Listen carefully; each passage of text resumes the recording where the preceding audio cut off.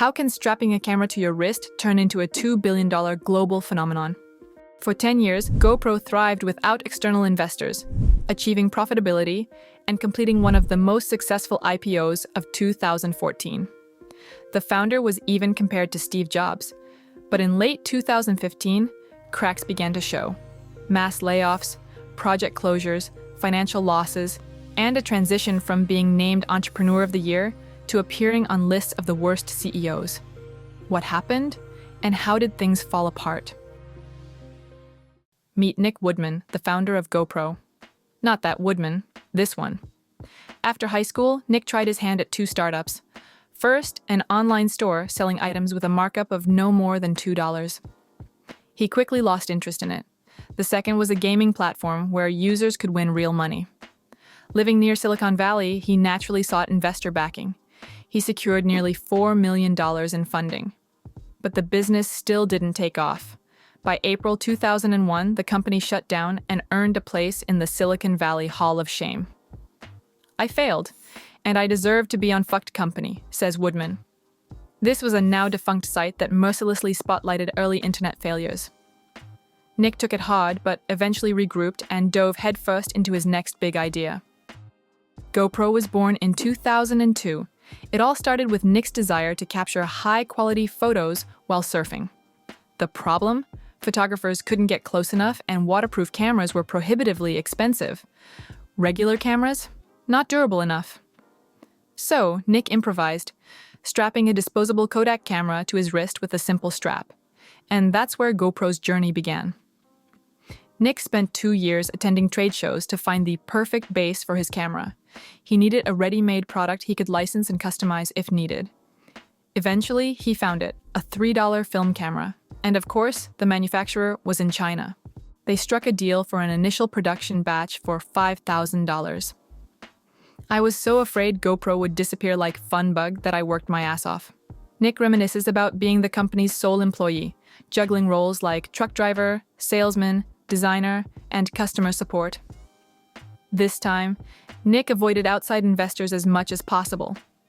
He invested $30,000 of his own money, borrowed $35,000 and a sewing machine for the straps from his mom, and got $200,000 from his father. Not exactly a rags to riches story. His dad co-founded an investment bank. Still, Nick worked tirelessly to make it happen. Nick started out selling cameras himself, traveling along the coast and pitching his product. He focused on sports expos and surf shops.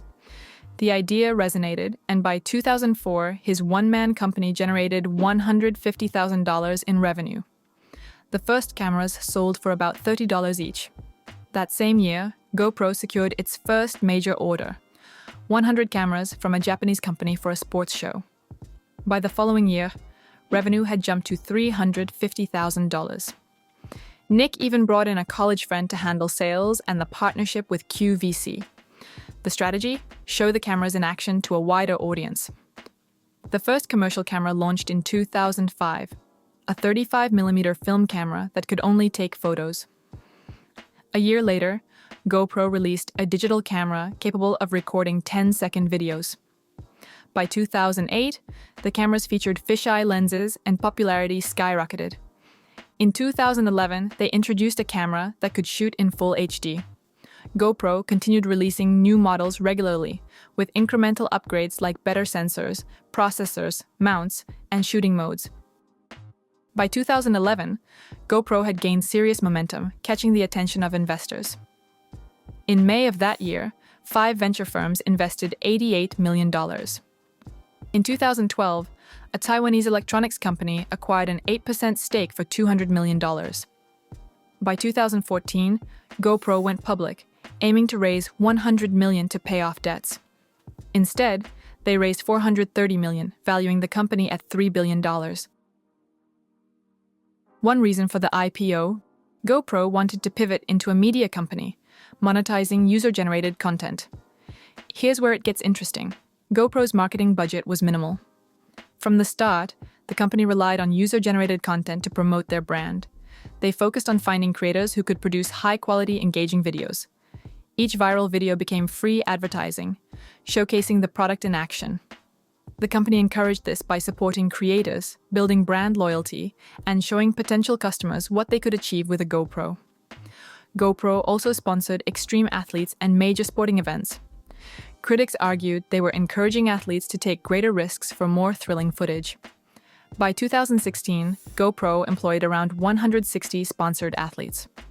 Initially, the cameras were seen as professional gear for extreme sports. But Nick wanted to expand beyond this niche as it had its limits. Over time, GoPro reached a broader market. YouTube was flooded with GoPro videos, showcasing emotional, fun, and exhilarating moments. The focus wasn't on specs or price, it was about the experience. This inspired people to capture their own adventures, fueling a cycle where more cameras sold meant more videos online. GoPro's success peaked in 2014, driven by user-generated content. Content became GoPro's most valuable asset, which is why Nick believed they absolutely had to become a media company. They didn't waste any time and started developing this direction the same year. The goal was to monetize views by licensing user-generated content and creating their own original content. Essentially, they wanted to create something like Hulu or Netflix. So, once again, the plan had two main directions. First, licensing content created by their users, allowing them to earn from it too. Second, as a test, they launched a show about Olympic athletes and a series about the lives of artists. There was many times when uncertainty came and I didn't know what was going on. At that point, it was really scary. The plan was to produce around 30 similar short films by 2017. Between 2014 and 2015, GoPro hired over 100 people for this media direction and poured millions of dollars into it. Of course, this took a toll on their main business. Nick was worried. Had they invested too much?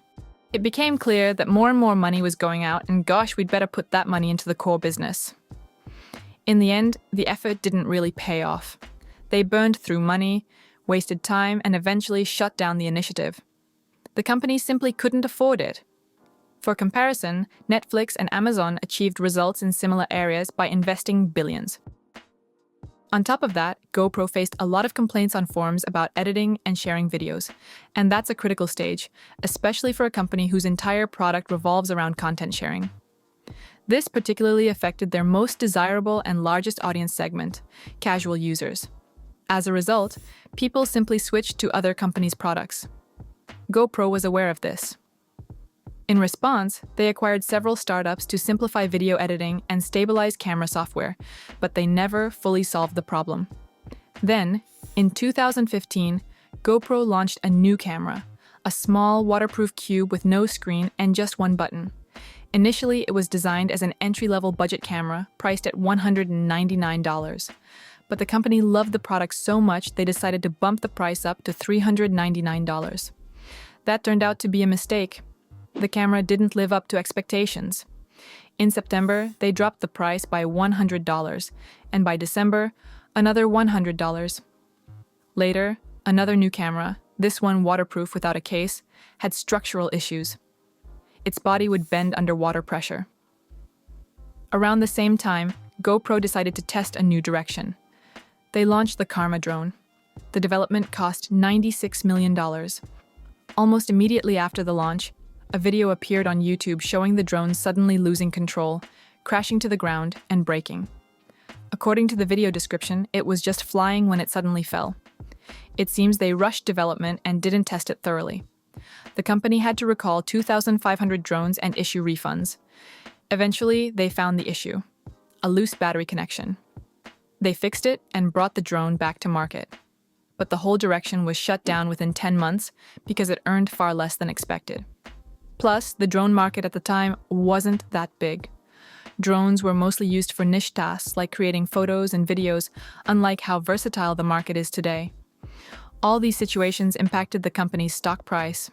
We were doing too many things all at once, and decision-making was taking too long because management was trying to handle too many projects at once. From late 2014 to 2017, the company operated at a loss. Its stock fell from $94 to $8. In 2015, revenue hit $1.6 billion, but profit dropped from $130 million the previous year to just $36 million. By 2016, revenue fell to $1.2 billion, with a loss of $420 million. At that point, they laid off about 500 employees, over a quarter of the company. The media division was completely shut down. More than 40% of the top executives left the company. By the end, GoPro's headcount was just under 1,000. Before the IPO, GoPro's structure was relatively simple: sales, marketing, R&D, and design. After the IPO, the structure expanded, adding new divisions that operated almost like separate businesses. Bureaucracy grew, and communication between teams became more difficult. We decided to keep it simple and go back to the business we knew and loved as a private company, Woodman said. After all the layoffs, GoPro returned to its original structure. Despite the challenges GoPro faced from 2014 to 2015 to the present day, Nick is still a wealthy man. When GoPro's market cap skyrocketed, Bloomberg named him the highest-paid CEO in America, and Forbes estimated his net worth at $1.3 billion. That's when Nick bought a yacht, a plane, homes, and a collection of sports cars. Well, good for him, he earned it, so why not spend it? Although maybe if he hadn't, the company might be in a better position today. In 2013, the GoPro founder won the National Entrepreneur of the Year award, and by 2016, he was labeled one of the worst CEOs. What does he say about his mistakes, and what does he recommend to others? Your hobbies are one of the most obvious reference points. Engage in the things that evoke your strongest emotions. Looking back, I don't see any real passion for the entertainment business. It was all just for inspiration. The simpler, the better.